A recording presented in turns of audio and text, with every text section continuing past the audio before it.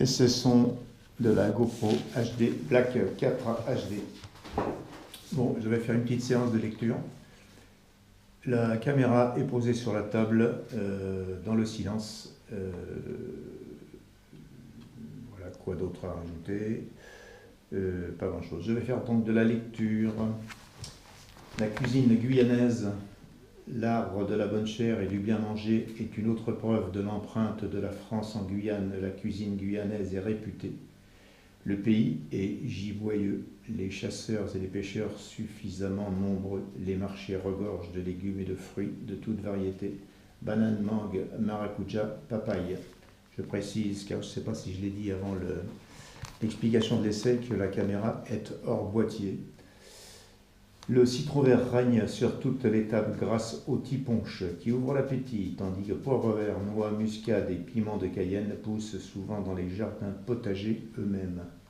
À cela, ajoutez le sens culinaire inné acquis à travers plusieurs générations de cuisinières, et il ne vous restera plus qu'à vous laisser tenter une brochette de caïman, une fricassée d'anaconda ou haricots rouges, ou bien quelques atipas, poissons de rivière à carapace à l'allure préhistorique, accompagné d'un gratin de papaye. Goûtez aussi le blaf de requin ou de crevettes, courbouillon de poisson très pimenté, et une fois n'est pas coutume, bousculez votre régime pour faire un sort à un colombo de porc.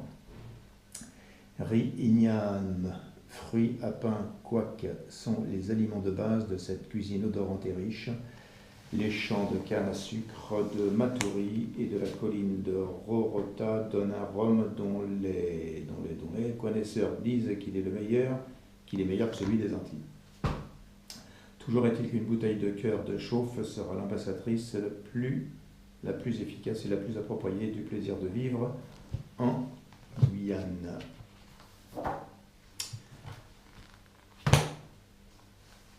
À Kourou, le dépaysement est complet. Sarcelles des tropiques pour les uns, Brasilia guyanaise pour les autres. La nouvelle ville du centre spatial guyanais est sortie de terre en quelques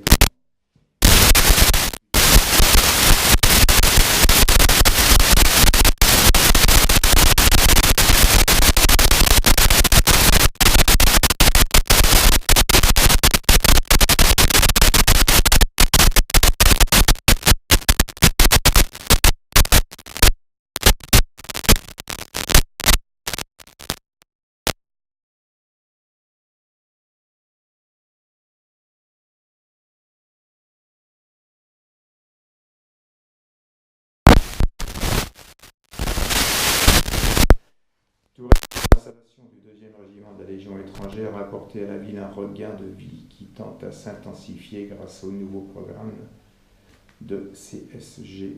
La route de Saint-Laurent traverse Sinnamary, 2000 habitants, célèbre pour son artisanat bien particulier.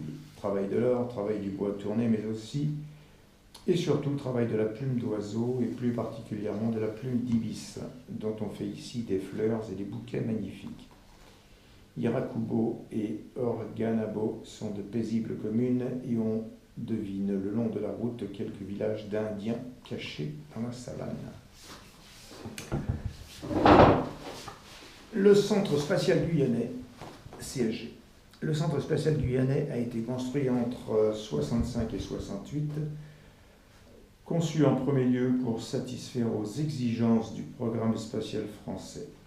Il était dès 1965 accessible à tous les pays éventuellement désireux d'utiliser ces moyens propres et même d'y implanter des moyens supplémentaires nécessaires au lancement de fusées étrangères.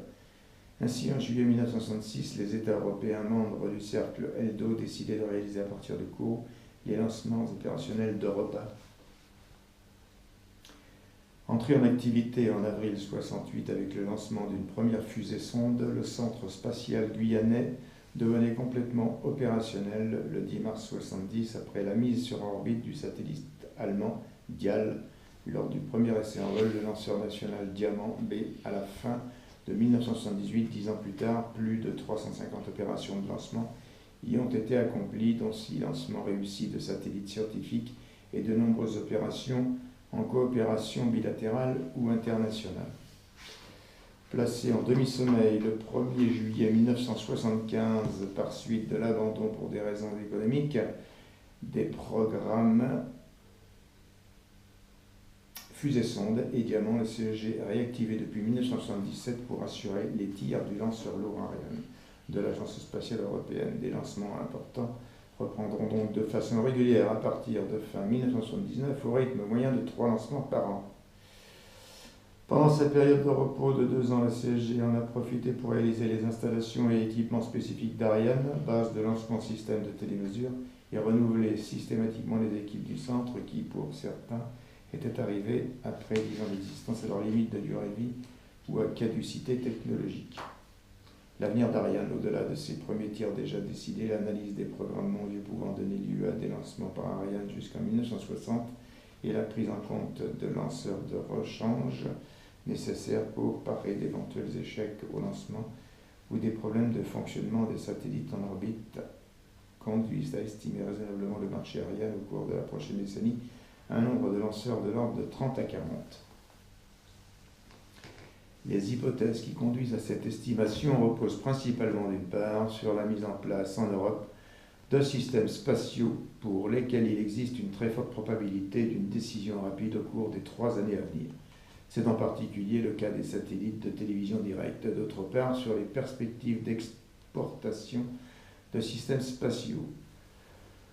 3, 4 et même peut-être un jour 5 tirs par an à Kourou dans les années 80, le succès d'Ariane aura un retentissement très important sur le développement du centre spatial guyanais et partant sur l'évolution économique et sociale du département.